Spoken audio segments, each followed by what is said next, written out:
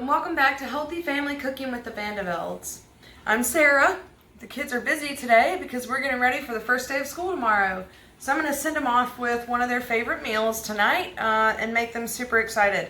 Today we are going to be making fried okra that is not fried.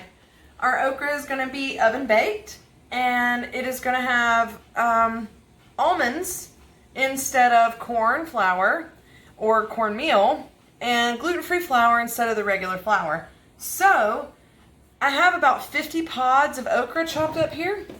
We grow our own, so our okra is going to be all different sizes and shapes and colors. And I have about 3 to 4 tablespoons of olive oil here. This is going to be what we're going to use to coat the okra.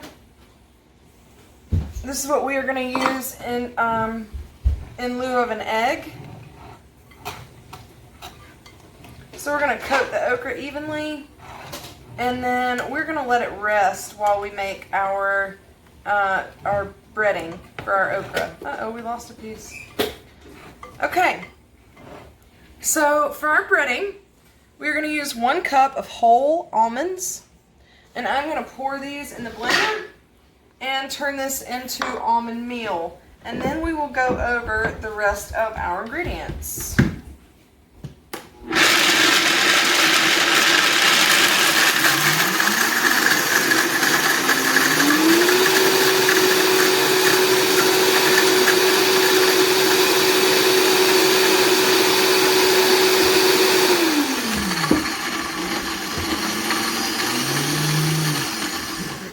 Sometimes we get little chunks stuck to the side here. You can see how the blender is kind of stuck there on the sides.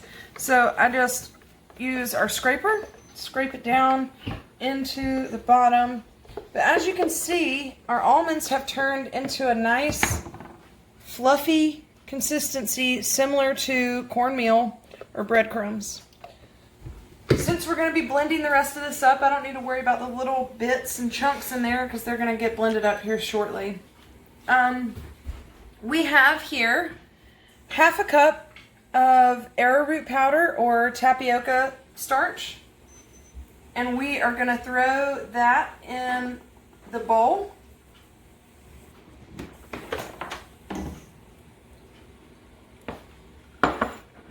We also have here 1/2 cup of gluten-free flour, which is a rice flour blend that I bought somewhere. I don't even remember the brand.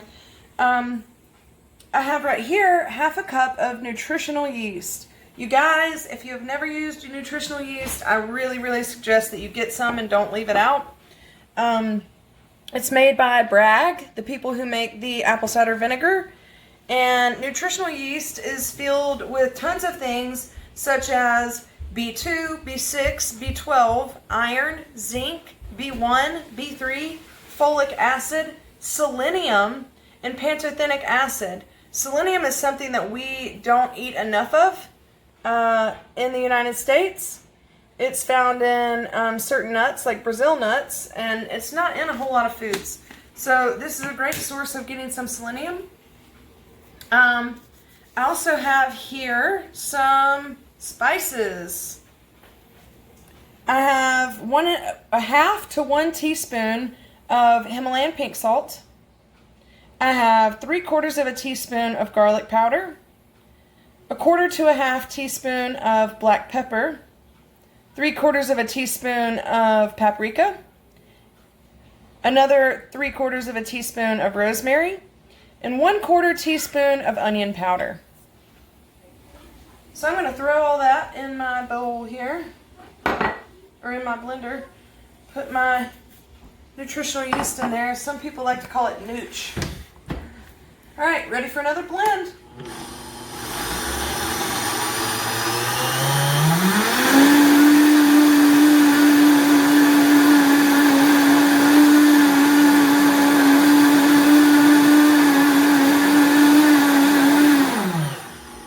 All right, folks, we're going to scrape it down one more time, give it another little quick blend to make sure that we've got everything evenly mixed together. So I know that a lot of you folks are probably thinking that the almond meal is not going to produce as crispy of fried okra, or baking it might not be as crisp, but I will tell you that I like mine a little crispy. So the recipe that I'm going to give you guys calls for this to be cooked for 10 minutes on each side. I just increased mine to about 12 to 15. Just keep an eye on it on each side to make it give it that extra crisp. Other people still like their okra real soft in the middle, so you can do it 10 minutes on each side only.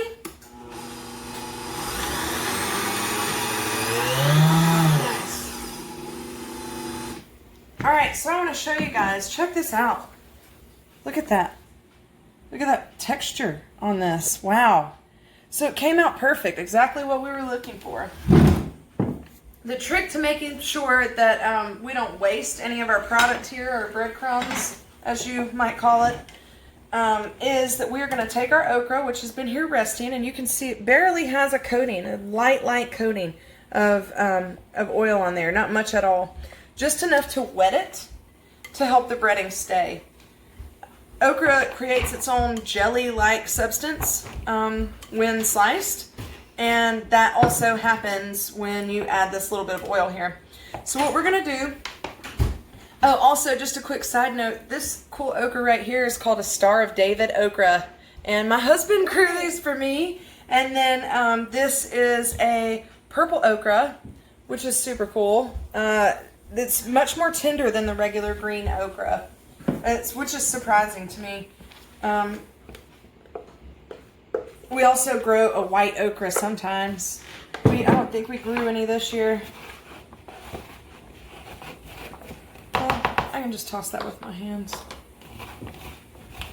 So we're going to toss it until it's nice and evenly coated.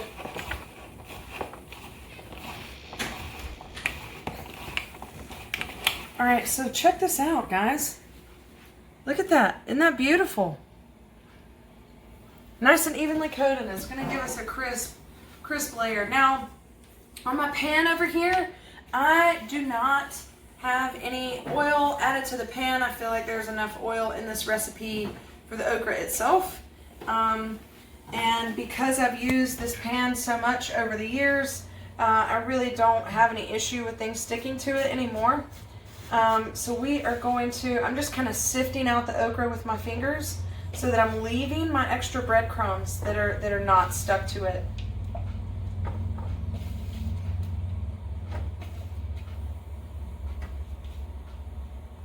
So if you see here, our breadcrumbs started to get a little clumpy, and that's why we're only doing it a little bit at a time so that we're not going to waste them. We don't want to have all the rest of our breadcrumbs clumped up at the bottom there. And as you see, I'm not measuring it. I'm just adding a little bit for each time that I'm adding okra into the bowl. And you just coat it, spin it until it's coated generously. So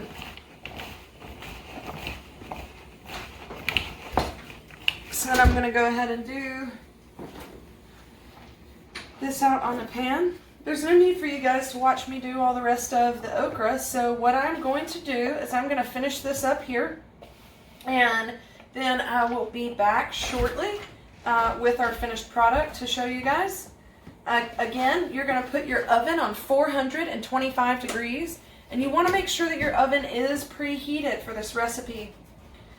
So I want you guys to just take one final look at our before cooking here.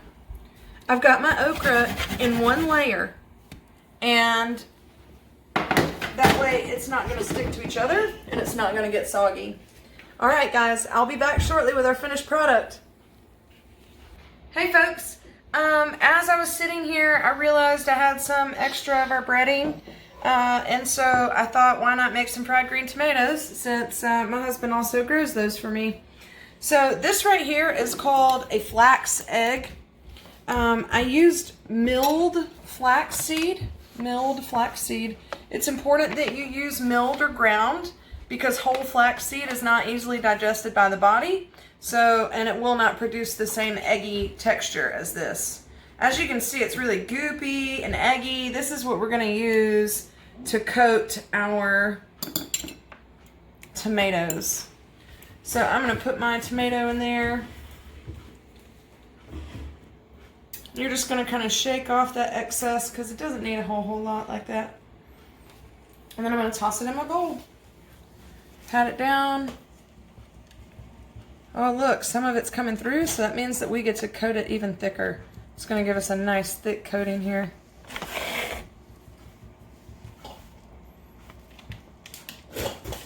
Now I'm going to take that and sit it right here on this plate. And we're going to do it again.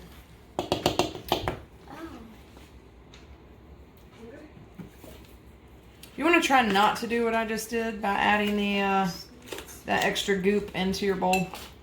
So we're just going to pull it out.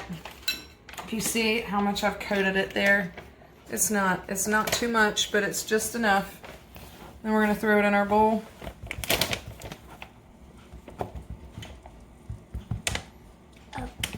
And so you're just going to keep repeating this process for all your tomatoes. And then we're also going to bake these on 425. I threw my oven on 430 because I feel like it cooks too low, so I always crank it up about 5 degrees. So we're just going to keep doing this process, and we are going to cook these as long as we cook the okra. I'm just going to keep checking them until they get to be the texture and consistency that I would like. And I will show you guys these in my finished product here at the end. Thanks so much for watching, y'all. See you soon. What are those? All right, ladies and gentlemen, here is our finished product. Check out that crispy okra. Wow, I'm just blown away. Sorry for the steam. Look at that. Nice crisp texture on both sides. Not mushy. I'm very impressed. You guys comment any questions that you have, and I hope you have an awesome day. All right, here's our fried green tomatoes. The breading didn't stick as well as I would like for it to have stuck, but I think that they look pretty darn good, and the breading is very crispy. I hope you guys enjoy this new recipe and have the best day ever.